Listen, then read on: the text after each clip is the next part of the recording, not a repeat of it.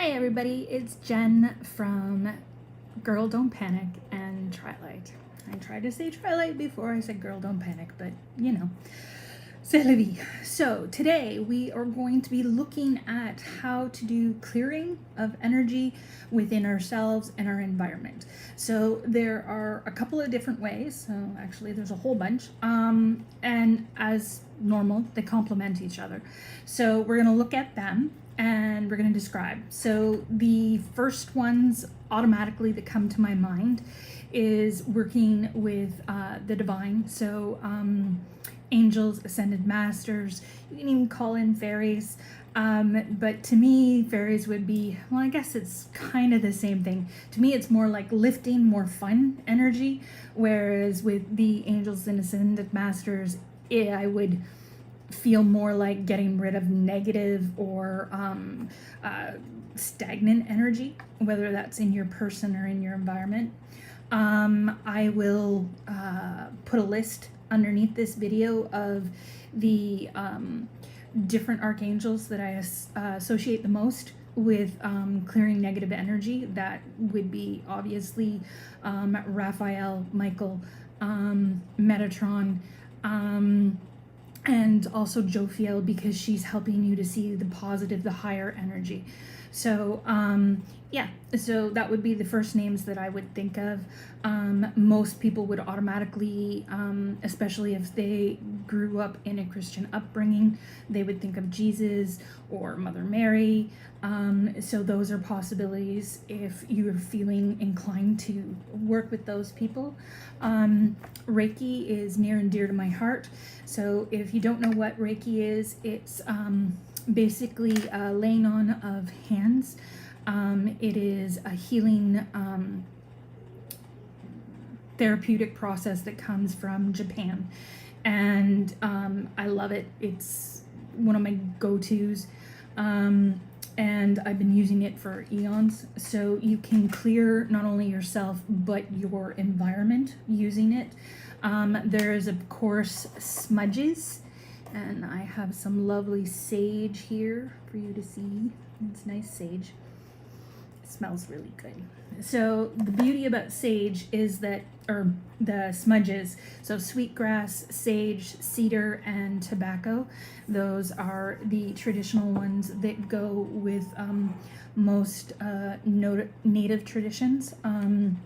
We use a combination of them in the big fire, and also when we're just smudging ourselves, and then we have little smudge bowls that we take around, and that's wonderful. And normally it's like I've seen lots of different things, but I like to using a seashell because it doesn't harm the seashell, and so it's kind of like using nature to help. Then we have essential oils. So I chose one of my favorite purifiers, and this is eucalyptus. Eucalyptus is a heart-centered essential oil, and basically, so it clears, and it's like viral, antibiotic. There's so many obvious awesome essential oils that we can use. Just make sure you do your research before you pick the ones, because you don't want to pick ones that you would have complications with. Okay, so there are ones that are like you shouldn't use if you have heart issues or if you're pregnant. There's a lot of ones that you shouldn't use around cats. Cats are very sensitive to essential oils and they can't process them properly. So off the top of my head, I can't think of a single one that I would be happy using close proximity to my cat. Dogs are a little bit more tolerant, but again, you need to be careful. So clove, which is amazing for pain and clearing energy, but it's dangerous for animals. So it is a no-go for anybody. If you're especially in a closed room, maybe if you had it on your stove, or with some other nice essential oils for like Christmas. So you want, gingerbread smelling in your house to clear the energy. You could do that, but you want to make sure that it has ventilation, so that all the animals aren't going to be having difficulty with it. There's also, we don't ever take them internally. You can use them topically, you can use them by smell. Diffuser is one of the best ways because the amount of essential oil getting into you is therapeutic, but at the same time, it's less likely for you to have an adverse reaction. There are studies that are being done that are actually appropriate, that aren't just, we ignore the woohoo because it's easier that way, because a lot of scientists and healthcare professionals are, well, jerks. But there's actually science coming out to back it up, because what the fundamental thing is we want to use things that will help us. And whether they come down to us from a traditional stance or something new that we learn, that's okay. But the most important thing is that we need to make sure that they're not going to be harmful. Okay? So one of the things that you're going to hear me talk about a lot is the placebo effect. Okay? So there was studies done with Reiki by actually Reiki masters, but they were also nurses. And they were published, and this is a while ago, I almost want to say 16 years. So there's been more since then. But basically, they could see the difference. So they were looking for actual changes in the body. So they saw a decrease in heart rate. They saw a decrease in cortisol. They saw a decrease in blood pressure. These are all wonderful things, especially when we have someone that is in pain or stressed out, because in those particular circumstances, it's hard for your body to heal. So obviously those are good things for this to do. The difference is that we need more science that actually shows how it actually affects. We can just see the change, and so there's a correlation, if you will, but it's not necessarily a cause and effect. And so the argument comes in that, well, maybe it's just because the people believed it would help them. Well, that entirely could be true. But the other point is that there's a lot of people in drug trials who actually believe the pill is going to help them that they're taking, and they're only taking sugar pills. So the fact is the brain is our most powerful tool to help ourselves and to heal. And if we're taking a sugar pill or we're smelling sweetgrass and that's what gets us there, as long as it doesn't hurt us, I don't give a damn. I just want people to feel better, have less pain, and not be harmed by what they're doing. So that's the placebo rant for right now. Okay, so back to Reiki. We were talking about smudges. Also, candles are kind of that lovely combo of essential oils and smudges, because this one actually is sweetgrass. Oh my god, I love sweetgrass. It's so it's just, you breathe it in and I swear your cortisol level drops like 5 points. It's insanely awesome. Okay, so as you can see, we have this beautiful little flower. So one of the courses I took was with Robert Reeves, who is a lovely young man. He's from Australia, and he talks about the energy of flowers and how they can heal. One of the most simple flowers to use. Most people, can keep them alive. I'm going to tell you right now that I struggle with this particular flower. It used to be really, really good, but apparently African violets and me no longer get along. Mind you, I have a lovely shamrock I have over there that I've had for, I don't remember how many years, but it's over 10 and it's still alive. So apparently I can keep some green things alive, other things not so much, to my chagrin. Okay, so flowers, tapping. If you are not familiar with the tapping solution, I suggest you please look them up. A very, how do I say this? We're a little bit more than acquaintances. We met back in 2010, before she became famous. But Jessica Ortner is a massive inspiration for me. And I am so happy and proud of the fact that I learned tapping from her and then went on to continue to follow her in her career and her brother and consume so many of their amazing products. So tapping is a combination of meridian points on your face and talk therapy. So if I was trying to help get rid of, say, sluggishness when it came to just couldn't wake up, so I could tap and say, oh, I can't handle this sluggishness. I want to do what I want. I need energy to fulfill what is going on. As you can see, I'm hitting different points on my body. And oops, I forgot the underarm. And so you can kind of look like a little monkey. There are ways you can do it so it's a little bit more inconspicuous, which is what we used to do when my daughter was taking swimming lessons and she was afraid to put her head in the water. But to be able to pass, she needed to. So we would do tapping in the change room before she went out. And then it was amazing for her. Okay, so the tapping solution has tons of science behind it again. So please look it up and check it out. There are, so the tapping solution has an app. There's Dawson Church, I think that's the right name. Wonderful gentleman. You can find videos with him. There's a whole bunch of different people that are experts in the field. So just check them out, and I think you'll love it. The other thing is, and I put down music. Now, music is really special because there's lots of different ways that you can use it.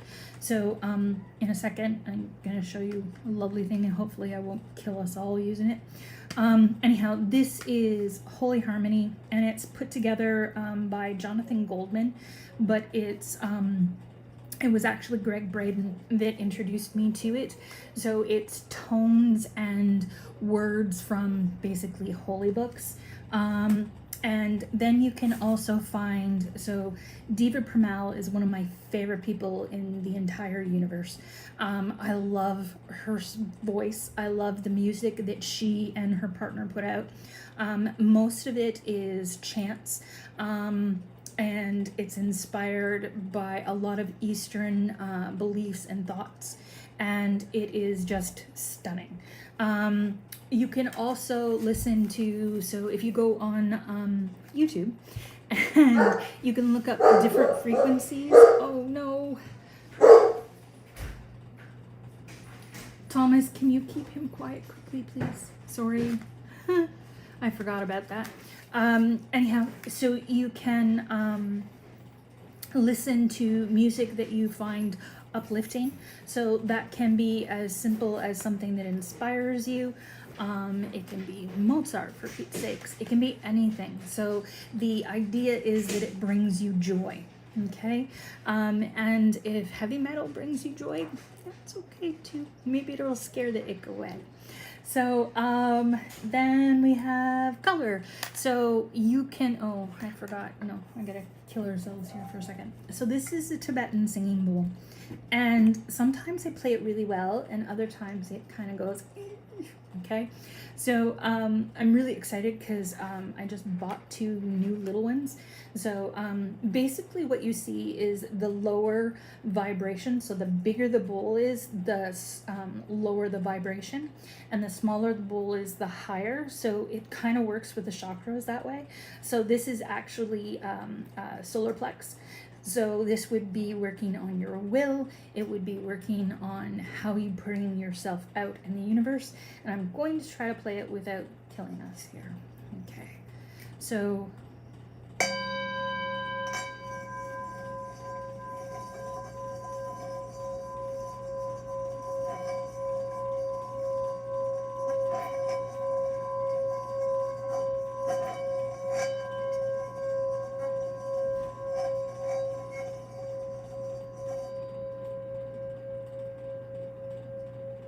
that wasn't so bad. I'm excited about it. So as you can see, it's still going. If I tap it on the upper part of the bowl, it'll make it be quiet. Tap it more. Okay. So again, that's sound. There's actually research that suggests that possibly sound healing was used in ancient times, and I'm excited to see more of that come out and see where it goes. I already talked about the candles. No. Crystals.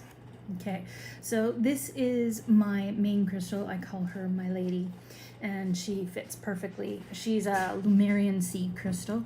So basically she's clear quartz, and so you can clear out energy out of the body as well as out of your environment. A lot of these are multi-purpose, so you can use them many different ways. And then yeah, I knew I had more stuff here. So this is Louise's, one of her CDs, which is just stunning. So it's a meditation, and basically it's a guided meditation, and she takes you through, and so you are releasing negativity. There's lots of different ones for different points. I have tons, but this is just one of the ones that I got to grab. Another way to use is Himalayan salts. So if you want to have a bath, so a nice detox with your bath. So one, I think I started to mention color, but then I jumped off it. And with color, you can make shields, you can clear out energy. So if, say, you wanted to clear your house, you can mentally imagine, so all the way from your roof all the way to your basement, every corner of your house. And I'm so sorry, I tend to talk with my hands. So you can clear it out with white light. If you wanted, you could say someone wasn't feeling well, you could then push green light through to help with healing. If you wanted to make a home more harmonious between the people that live in it, so you could help with communication by using blue, green obviously for love, and then you could also use pink light. You could, if you were struggling with finances, you could focus on red and orange for creativity. Red is for abundance. You could also use gold and silver. You can use black to block, so protect what's in. And I tend not to use black, but what I really like is when you have, so you have one color on the inside, and then you imagine it's like a mirror on the outside, so it bounces off everything. That's pretty fun. And there's lots of different crystals that clear energy. Obviously, clear quartz is one of the most versatile stones you can use. Yeah, you can even just walk through your house ringing a bell. It works. It's amazing. And I hope that this little video was informative, and I will see you next Thursday it'll be a reading next week. On Monday, I hope to come on and we'll do some mental health stuff. So I kind of want to do short videos on Monday for mental health. And so I hope you come check them out with me. So if you haven't already, like this video and please subscribe, and we'll talk to you soon.